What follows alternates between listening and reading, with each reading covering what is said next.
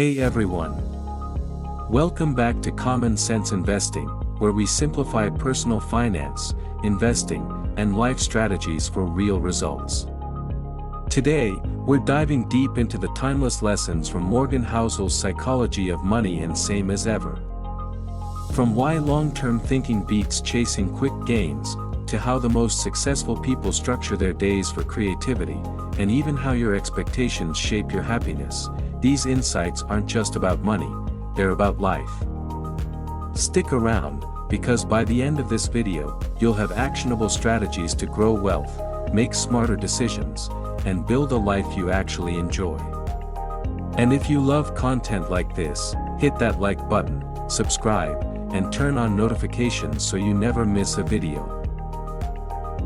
Investing isn't about quick wins, it's about endurance, patience, and understanding that the real power of the stock market reveals itself over decades, not days. As Morgan Housel puts it, stocks pay a fortune in the long run, but seek punitive damages when you demand to be paid sooner. Chasing accelerated returns often comes at the cost of excessive risk, leverage, or reliance on luck, and that's where the so-called punitive damages appear. History is full of examples: the easy money in 2021, lottery winners, and get-rich-quick schemes often vanish almost as fast as they arrive because the recipients weren't prepared to manage the speed or scale of their gains.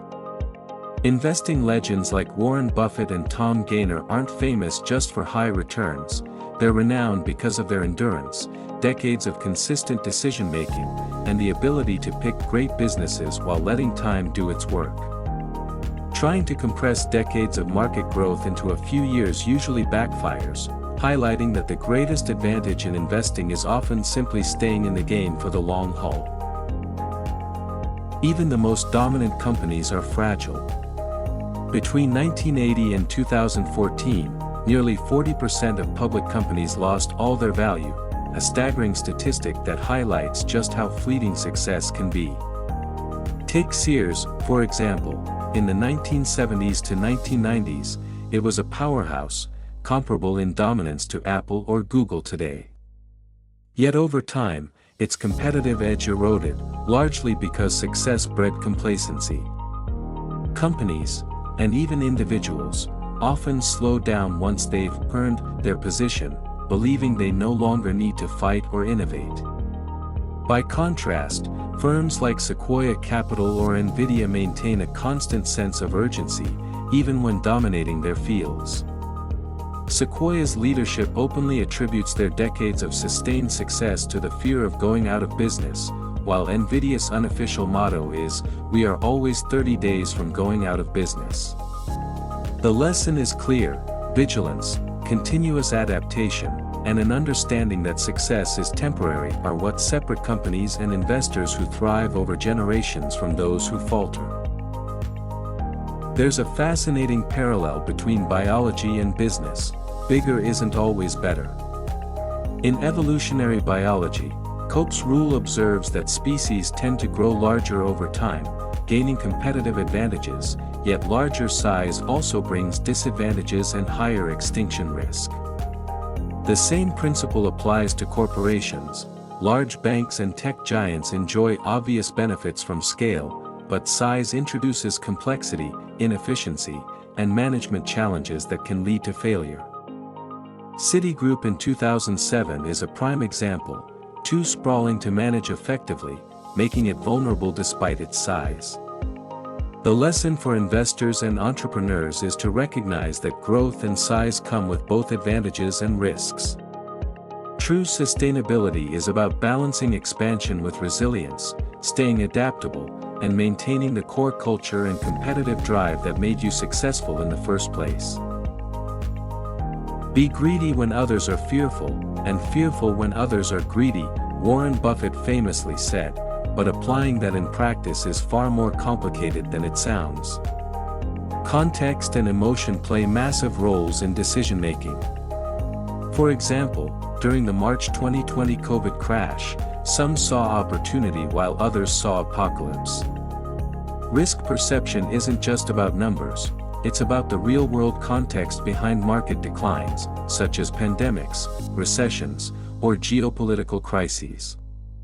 Even Buffett himself sold all airline stocks during the pandemic, despite advocating for fear-driven buying, because he understood the unique challenges facing that industry at that moment. The takeaway? Rationality in investing requires both knowledge and emotional awareness. Understand the numbers, but also understand the context, and know your personal risk tolerance before making decisions under fear or greed.